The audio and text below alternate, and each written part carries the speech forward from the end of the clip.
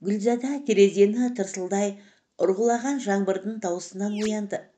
Ұйқысы кәдімгідей қанып қалған екен.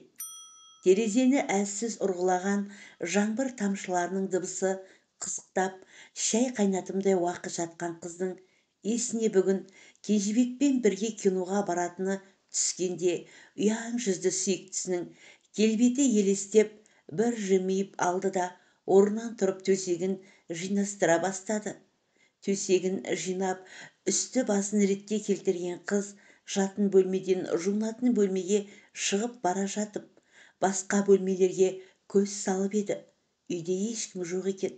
Шамасы ағасы жұмысқа кеткен соң жеңгесі балаларды сабаққа жіберіп, өзі де бір жаққа шығып кеткен сияқты. Гүлзаданың өзінен үлкен екі ағасы бар еді. Екеуі де үйлі баранды. Аналары мен әкелерінен үйілмелі сүйілмелі шақтарында жетім қалған үш бауыр кішкентайларынан бір-бірін жетектеп өскен тұғын. Соның ішінде әрі баланың кенжесі болғандықтан, әрі екі ұлдан кейінгі жалғыз қыз бала болған соң, ағалары Гүлзадаға айналадағы балалардың ұрынбауларынан қатты қадағалап, қарындастарын қызғыш құстай қорғайтын. Соның арқасында Гүлзада көп жетімдіктің дәмін сезіне қоймай, бұла болып бойжеткенімен үйленген соң ағалары әйелдерінің бұйрықтарына бағынып, өзіне көп көңіл бөле қоймағандарына біраз уақыт келісе алмай жүргенді. Онымен өмір өз деген жасатады екен. Басында жеңгелерінің айдауынан шықпайтын ағаларына өкпелеп, жеңгелерінің беттеріне қарсы сөйлейтін ерке қыз уақыт өте келе бұл өмірге де көндіге бастағандай. Ақылды болып бойжеткен қыз ендігі жерде жеңгелермен тайталасып, оларды өзіне қарсы қоя берсе, бір күндері үйден қуылып, далада қалса, ағаларының араша түсіп, өзін қорғап қала алмайтындарын сезінгендіктен, соңғы кезде жеңгелерінің дегеніне көніп, кей кездері өзіне себепсіз тиісетін жеңгелеріне үнсіз қалуды да үйренді. Жуынып шайынып болған соң Гүлзада сыртқа шығып еді. Жаңбырдан соң далада көп шөптің иісі аңқып, ауа тазарып қалған екен. Майса шөптің иісі бұрқыраған тәтті ауаны қомағайлана ішіне жұтқан қыз шақырая жарқырап тұрған күнге бір көзін сығырайта қарап сәл тұрды да, жеңгесінің ризалығын алу керек екенін есіне түсіп, үй тазалау үшін үйге қайта кірді. Күн бойы үй жинап, төсеніштерді сыртқа шығарып, қағып сілкіп алған қыз кешкі шай үстінде достарымен киноға барғалы отырғанын айтып еді. Ағасы үнсіз басын шұлғып, келіскендей ыңғай білдірді. Жеңгесі үндемеді. Ағасы мен жеңгесіне қарсылық болмаған соң, кешкі тамақтың орнын асыға жинастыра салған қыз дереу сүйіктісімен кездесуге жиналып, күндіз үтіктеп дайындап қойған киімдерін кие жүріп, Кенжебегінің ұялшақ жүзін елестетіп, тағы бір жымиып алды. Кинотеатрдың алдына жеткенде сәл аялдап, жан-жағына қараған қыз анадайдан тыпыршып, білегіндегі сағатына қарағыштап тұрған сүйіктісін көріп, жымиып қолын бұлғап еді. Кенжебек те Гүлзаданы алыстан танып, ұяң жүзіне қуанышты күлкі үйіріле, сүйіктісіне қарай асыға аяңдап, қос ғашық бірін-бірін көптен көрмегендей елжірей амандасты. Амандасып тұрып ішкі сезімін жасыра алмаған жігіт қыздың маңдайынан елжірей иіскеп, сүйіп алып еді. Жігіттің бұл қылығына ботадай көздерін төңкеріп жымиып қараған қыз еш қарсылық танытпады. Қол ұстасқан қос ғашық бір-біріне елжірей қарап, кинотеатрдың ішіне кіріп еді. Бүгін киноға келушілердің санының көптігінен театрдың бұршетінде орында жоқ екен. Әупірімдеп орын тапқан екеу шеткі орынға жайғасып, кино басталар сәтті күтіп отырғандармен, жүректері дүрсілдеген екі жастың әңгімелері өрбімей, бір-біріне жымия қараумен ғана отыр. Сөйтіп отырғанда сүт пісірімдей уақыттан соң киноның басталар уақыты да хабарланып, қызылды-жасылды киінген жастар бір-бірін итергіштей дүркірей ішке ұмтылды. Кинотеатрдан шыққан соң екі жас қол ұстасып ұзақ қыдырды. Жаңа ғана көрген кинодан алған әсерлерімен бөлісіп, шеркелесіп, бір-біріне елжірей қараған екеуге айда күлімдеп бақыт тілеп тұрғандай. Бір-бірін қимай жүрген екі жас уақыттың да біраз болғанын да сезінер емес. Біраздан соң түнде салқындап, Гүлзада түнгі ызғардан тоңысырай бастаған соң үйге қайтпақ болып еді. Онымен Кенжебек сүйіктісіне қимастық көзбен елжірей қарап, бүгін ата-анасы мен әпкелері көрші ауылдағы туыстарының үйіне тойға кеткендерін айтып, бірге барып жылынып алуға ұсыныс жасап, Гүлзаданың қолынан ұстап жібермей тұрып алды. Үйіне қанша асықса да Кенжебектің өзіне деген сезіміне әбден көзі жеткен қыз кішкене уақыт болса да Кенжебектің үйіне кіріп шығудан бас тартпай келісімін беріп, қыз бен жігіт қол ұстасқан күйі жігіттің үйіне қарай аяңдады. Кенжебектің үйлері дәу қызыл қақпасы бар еңселі әдемі үй екен. Бұл үй Гүлзаданың тұратын жыпырайған ескі үйіне қарағанда қанның сарайында еді. Үйге кірген соң тоңазып қалған денесін жылыта отырып, Гүлзада жан-жағына көз салып еді. Жиһаздары да талғамен алынып, рет-ретімен қойылғанын байқап, бұл үйдің адамдарының тұрмыс жағдайларының жоғары екенін іштей түсінді де, өзінің осындай үйдің келіні болатынына іштен мақтаныш сезімі билегендей болды. Сол аралықта ас бөлмеге кіріп кеткен жігіт те тіске басар бірдеңелер мен ыстық шай әкелді де, қарындары ашып қалған екеу бойларын жылытып алу үшін қонақ бөлменің ортасында тұрған үлкен дөңгелек үстел басына жайғасты. Ыстық шай ішіп бойы жылынған соң Гүлзада Кенжебекке шайдың орнын жинауға көмектесе сала үйіне қайтуға жиналып еді. Онымен Кенжебек сүйіктісін қимай тұрғанын білдіріп, қызды қатты құшақтап, үлбіреген аппақ тамағынан иіскелеп, қып-қызыл ерін сүлікше сорып, құшағына босата қоймады. Басында үйге кетуді сылтауратып, тартыншақтап тұрған қызда жігіттің ыстық демі мойнына шарпып барып, еріне қадалғанда бір сәт есін жоғалтқандай жігіттің құшағына ессіз еніп бара жатты да, қатты сезімге берілген екеу жігіттің төсегіне еніп кетіп, бір денеге айналғанды. Болары болып, бояуы сіңген соң ғана есін жинаған қыздың миына не бүлдіргені енді ғана жеткендей жылап жіберді. Киімдерін көкірегіне қысып, солқылдай жылаған сүйіктісін не деп жұбатарын білмей сасқалақтап жігіт отыр. Бар болғаны, жыламашы жаным, екеуміз үйленеміз, мен сені тастап кетпеймін дей бергеннен басқа аузына ештеңе түсер емес. Таң бозарып атып келе жатқанда көзі бұлаудай болып іскен Гүлзаданы Кенжебек үйіне дейін әкеліп салды да, тағы да құшағына қысып, бетінен сүйіп үйіне кіргізіп салды. Ешкім ұйқыдан тұра қоймаған екен. Соны пайдаланған қыз жуынатын бөлмеге барып, ағызғыштың суын сырылдатып ашып қойып, ойланып біраз отырды. Ойынан бағанағы жайт кетер емес. Өз-өзінен жиіркеніп сүт пісірмей уақыт отырған қыз кішкенеден соң ағасының жұмысқа бару үшін ұйқыдан ерте оянатын есіне түскен соң ғана орнынан тұрып, сыбысын білдірмей өз бөлмесіне өтіп кетті де төсегін салып жатып қалды. Арада бірнеше күн өтті. Кенжебек пен Гүлзада бұрынғыша кездесулерін жиілетпесе сиретіспеді, және кейбір күндері кездесудің соңы төсекке табысумен аяқталатын болды. Басында өкінгенімен бұл жағдай келе-келе қызға да қалыпты жағдайға айналғандай. Сондай бір күндері ұйқысын әбден қандырып оянған қыз таңғы асын ішіп отырып, жүрегінің айнып, асқа тәбеті тартпай отырғанын сезгенде, жүрегі солқ етсе де, сүйіктісінің өзін тастамаймын деген уәдесін алғанын есіне оралып, бұл құбылысқа қатты шошына қоймады. Бірақ жүрегінің айнып, асқа тәбеті болмай жүргенін Кенжебекпен кездескен сайын қанша рет оқталса да бата алмай жүргендей арада тағы 2-3 айды уақыт өткен болатын. Сол аралықта қыздың талшыбықтай бұралған белі домалана бастаған еді.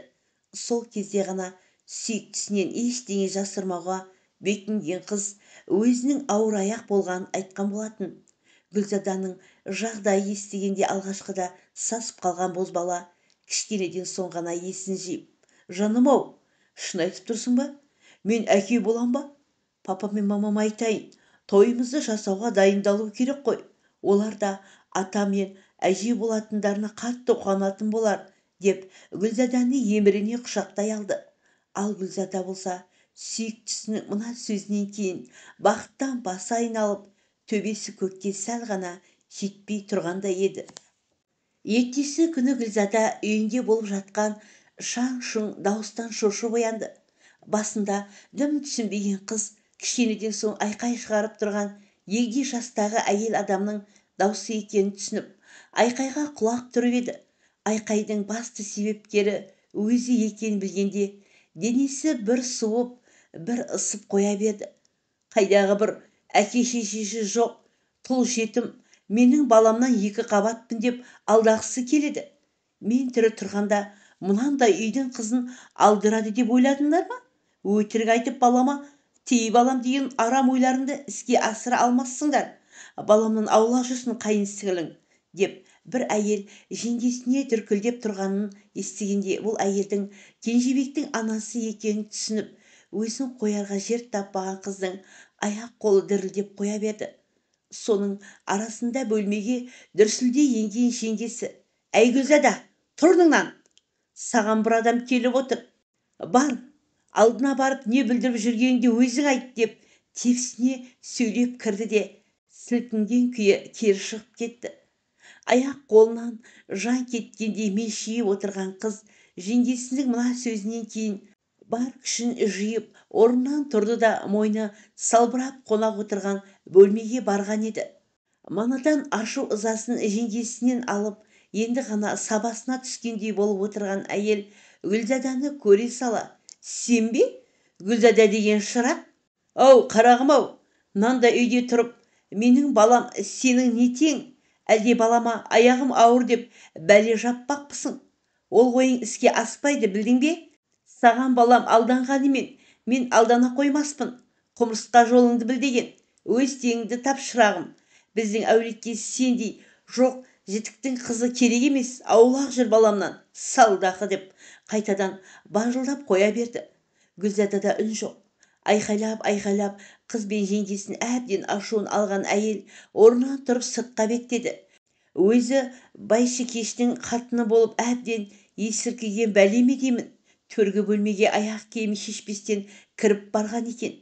Әлгі әйел шығып кеткен соң тұрған орнында мелшиіп қатып қалған қызға жеңгесі жетіп келіп: «Анау әйелдің айтып кеткені рас па? Шынымен аяғың ауыр ма? Бәсе, бұл қыз күннен күнге неге домалап семіріп бара жатыр екен десем, бәрін бүлдіріп, дым білмегендей болып жүр екенсің ғой, сен қыз», деп дүрсе қоя бергенде, жаңа есін жиғандай болған қыз бетін басып, солқылдап қоя берді. Жеңгесі әлі бұрқылдап сөйлеп жүр. Осы жағдайдан соң ішкені ірің, жегені желім болған Гүлзада кешті әрең болдырғандай күй кешті. Кешкісін Кенжебекпен кездесер сәтті асыға күткен қыз не де болса да бұл істің түйінін жігітпен бірлесіп шешуге шешім қабылдағандай. Алайда кешкісін сыртқа жиналған қайынсіңлісін көрген жеңгесі тағы да дау шығарып, бөлмесіне итеріп кіргізіп жіберіп, сыртынан құлыптап тастағанымен, бұл істі бүгін қалай да шешу керек екенін ұққандықтан терезеден қашып шығып сүйіктісімен кездесер жерге барған болатын. Онымен әшейінде құшағын жайып сүйіп амандасатын Кенжебектің бұрынғы арыны жоқ сияқты басы салбырап қарсы алды. Жігіттің осы бейшара қалпын бәрін түсінген қыз сүйіктісінің алдында солқылдай жылап отырып, сол күнге лағнет айтып армансыз жыласа да, «Мен анамның сөзінен асып кете алмаймын» деген жігіттің міңгірлеген сөзінен басқа ештеңе ести алмай қор болып, өксігін ішіне жұтқан күйі үйіне кері оралды. Осыдан бастап бұл шаңырақтың берекесі кетті. Жеңгесі мен ағасының қабағы бір ашылмады. Бөлек тұратын үлкен ағасы жеңгесі де бұл хабар жеткен бойда. Үлкен жеңгесі үйге күнде келіп, екі жеңгесі бөлек бөлмеге кіріп алып ұзақ сөйлесетін болды. Әңгіменің төркіні өзі екенін сезсе де, не жайында әңгімелесіп жатқандарын ести алмаған қыз өз бөлмесінде өксігіне тұншығып үнсіз ғана жылап жатқаннан басқа шарасыз халде болатын тұғын. Күні бойы далада да шығудан қалған қыз бір бөлмеде қамалумен арада тағы 4-5 айды өткізіп жатыр. Күннен күнге домаланып, үлкейіп бара жатқан ішін сипалай отырып, ешкімге керегі жоқ болса да өзіме ғана керексің құлыным. Сені аман-есен өмірге әкелуім керек. Сен тек тентек болума, жарай ма деп күбірлеп құрсағындағы сәбиімен сырласуды әдетке айналдырған қыз сондағы кезеңдерінде мынау бір жалған өмірдегі барлық қиындығын бір сәтте болса да ұмытқандай болатын еді. Бүгін Гүлзада ұйқысынан мең-зең болып ауырсынып оянды. Төсектен тұрмай керіліп созылып жата бергісі келіп еді. Онымен шымырлап басталған ішінің ауруы біраздан соң төмен қарай тартып қатты ауыра бастағанын сезіп, орнынан тұра ыңырси жүріп тездетіп төсегін жинастырды да жуынатын бөлмеге қарай жүгірді.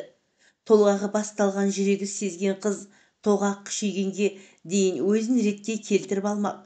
Жуынатын бөлмеге қарай кетіп бара жатып, ас бөлмеге көз қиығын тастап еді.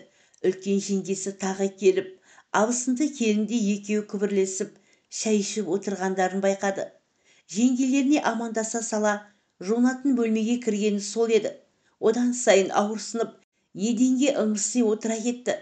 Қыздың оқыс шыққан дыбысын естіген қос жеңгесі қосақтаса жүгіріп келгенде, Гүлзаданың түсі бозарып, ішін ұстап отырған екен.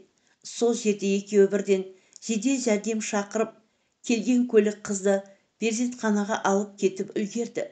5-6 сағаттай жаны қиналған қыз дәрігерлердің көмегімен көзі ботадай мөлдіреген шай құярға өмір сыйлаған еді.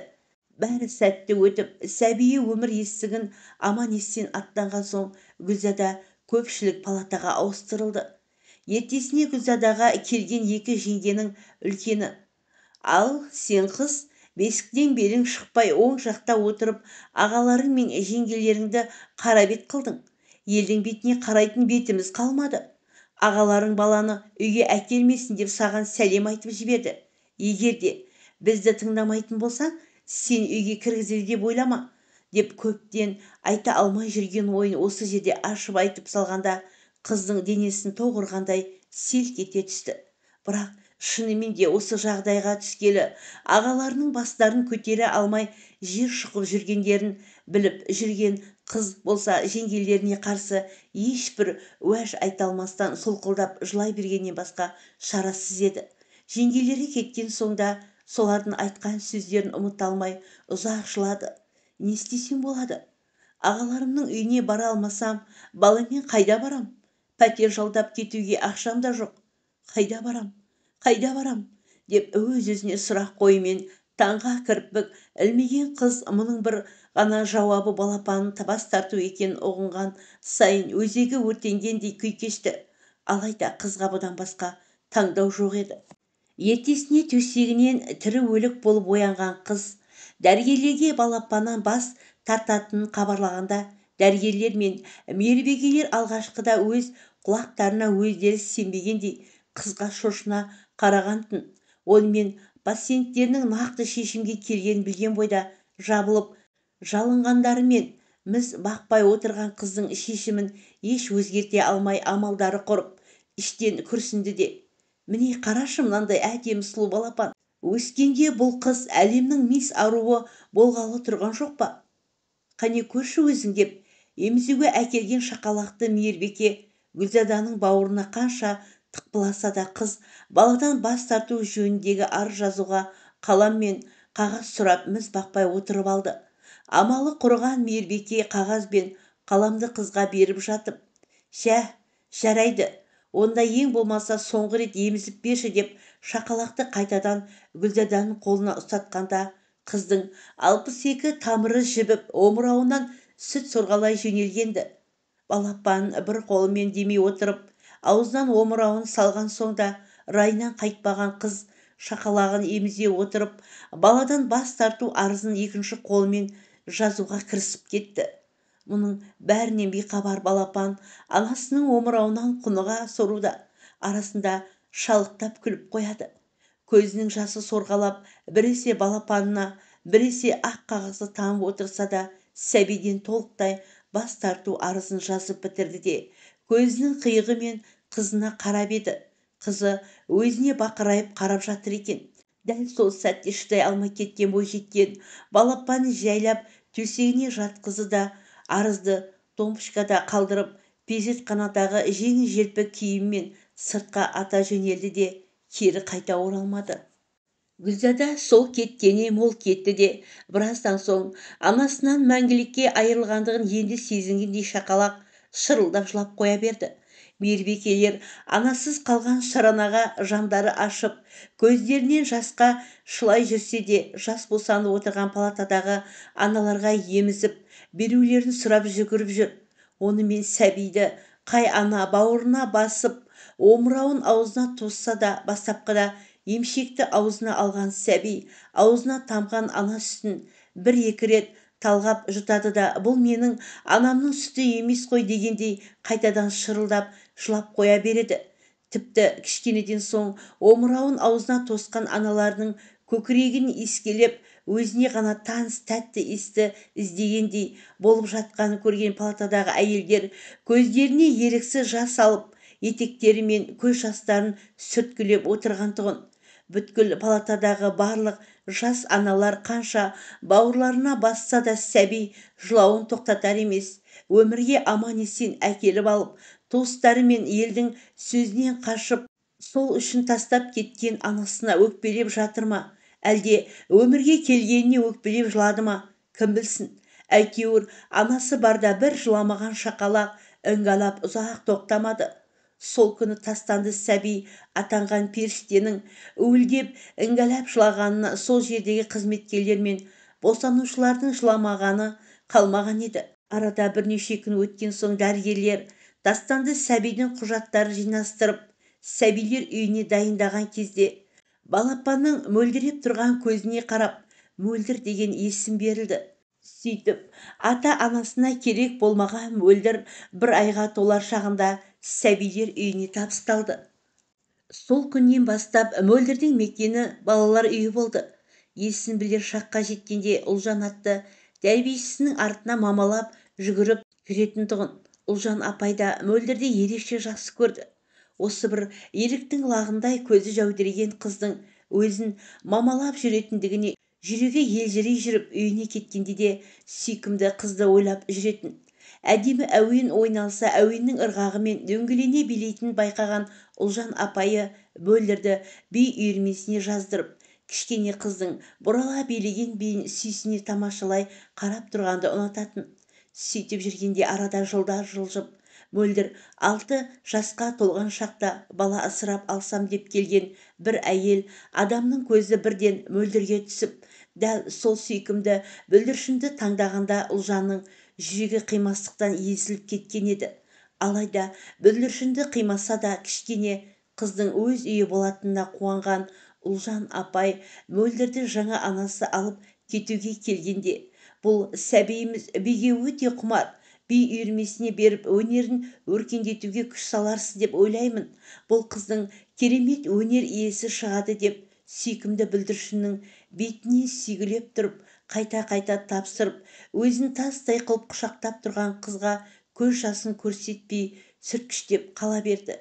Мөлдір мен бүлдіршіннің жаңа анасы сыртқа шыққан соң, автовокзалға келіп әрі қарай жолға шығып та кетті.